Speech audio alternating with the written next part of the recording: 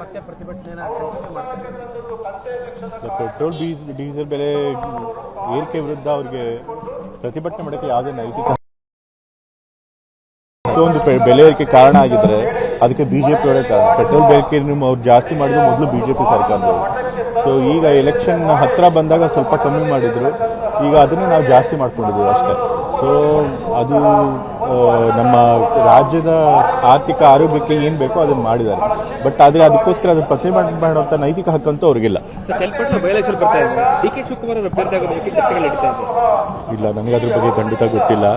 ಯಾಕಂದರೆ ಚನ್ನಪಟ್ಟಣ ಕ್ಷೇತ್ರದ ground reality ಬಗ್ಗೆ ನನಗೆ ಸರಿ ಗೊತ್ತಿಲ್ಲ. ಸೊ ಹಾಗಾಗಿ ನಮ್ಮ ಪಕ್ಷದ ವರಿಷ್ಠರು ಆ ಭಾಗದ ಸ್ಥಳೀಯ ನಾಯಕರನ್ನ ಕರೆದು, ಕಾರ್ಯಕರ್ತರನ್ನು ಕರೆದು ಅದನ್ನು ಮಾತನಾಡಿ ಅಲ್ಲಿ ಯಾರು ಸೂಕ್ತ ಅಭ್ಯರ್ಥಿ ಅನ್ನೋದನ್ನು ನೋಡಿ ಅವರು ನಿರ್ಧಾರ ಮಾಡ್ತಾರೆ. ಅದು ಅವ್ರಿಗೆ ಬಿಟ್ಟಿದ್ದು.